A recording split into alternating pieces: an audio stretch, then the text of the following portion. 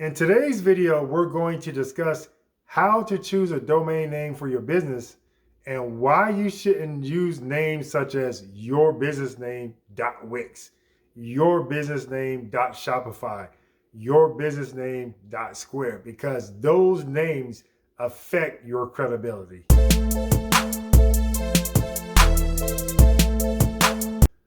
A friend of mine recently just started an online store. He was excited to tell me about the online store. So I asked him for the online store's name. And he told me the name, and I noticed that he had .shopify at the end of the store name.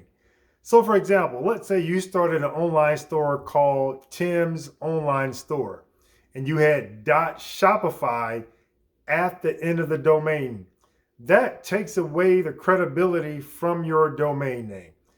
So I sat my friend down and explained this to him. I said, look, anytime you have an extension on your domain name that's not affiliated with your business, that takes away from your credibility. And you may have customers that are currently purchasing from you, right? However, those future customers or potential customers that see that .shopify associated with your name will not purchase products from you because there's a credibility issue there. So what happens, anything with .shopify, .square, .wix, or .anything added to your business name takes away from your credibility there. So again, let's say you have Tim's Online Store.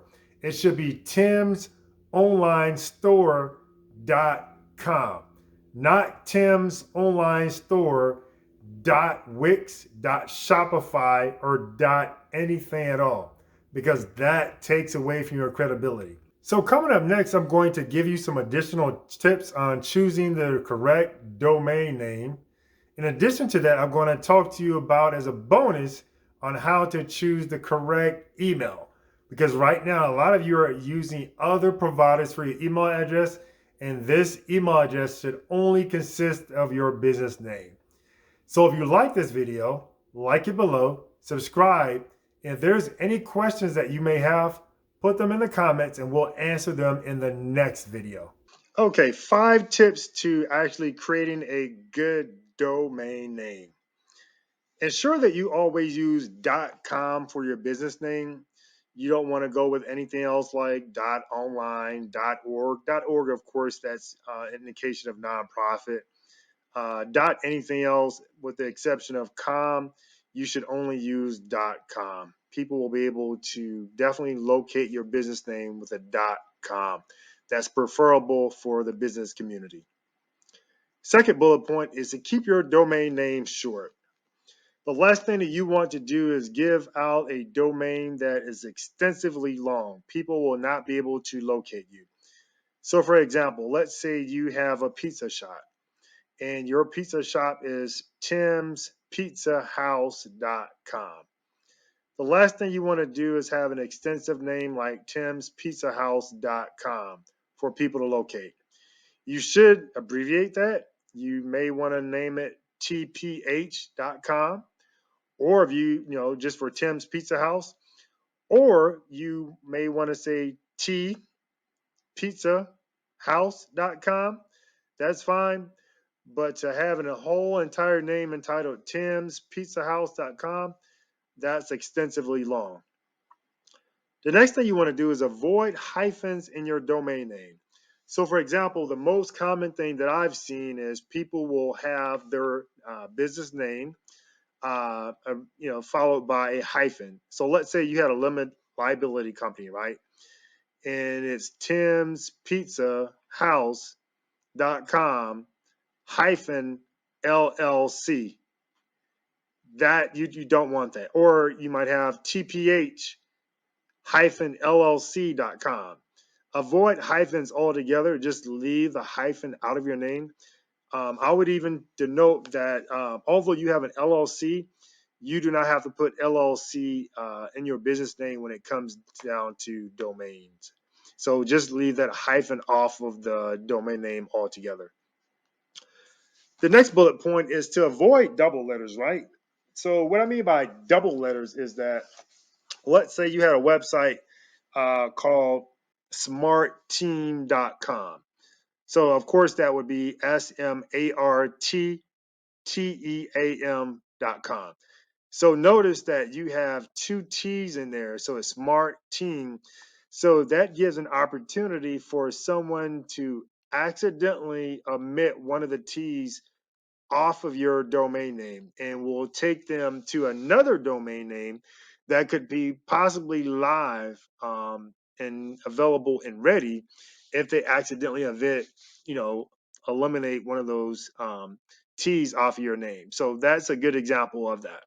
And you have people out there that know you may not be experiencing those domain names, and so they can kind of infringe upon your business, that way also. So if there's another team out there, let's say you created smartteam.com, that domain competition, what they'll do, they'll go out and just create that smartteam.com and leave one of the teams off, knowing that you didn't buy the domain name, but they know that there's a possibility that whoever enters your website address will, and they know that'll be directed to their website address. So ensure that you definitely just avoid any type of double letters on there.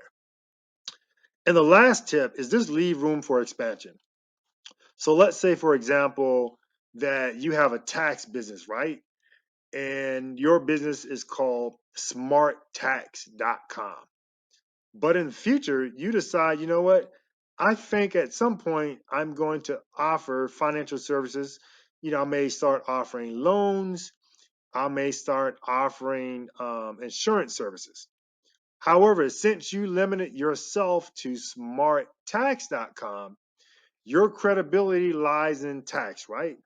So the minute that you start to offer insurance and other financial services, such as loans and whatever, your credibility is shot at that point because you've boxed yourself into smarttax.com.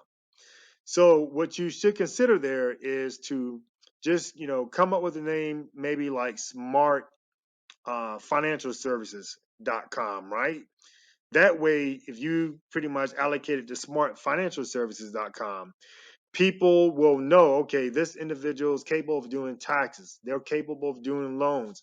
They're capable of doing insurance services, simply because your name is expounded upon and they know that financial services can be encompassed upon taxes, insurance, and loans. But if you just limit yourself to smarttax.com, people will only look at you to do their taxes. So now that you've been empowered with information on choosing the correct domain name for your business, head over onto our signature product website, ibizwebonline.com, register your domain name there, and if you also choose to obtain the email services and the do-it-yourself website creator, proceed with purchasing those also. We will report to the Business Credit Bureau for you on your behalf once we detect payment in the system. So as a bonus, we were discussing eliminating Hotmail, Gmail, Yahoo, any other email that's not affiliated with your business. You should definitely get rid of them. You should not have Yahoo, Gmail, or any other provider representing your business. Your business should be your business, not Yahoo, Gmail, or Hotmail. If you currently have those, you should definitely get rid of them now. Hey, if you like this video, you're definitely going to like our next video where we expound upon how to get a business email address for your business. You can get rid of Hotmail, Gmail, and Yahoo all together. So in the description below, select how to get a business email address for your business. Like this current video, subscribe and comment, and we will answer any questions that you have in the next video.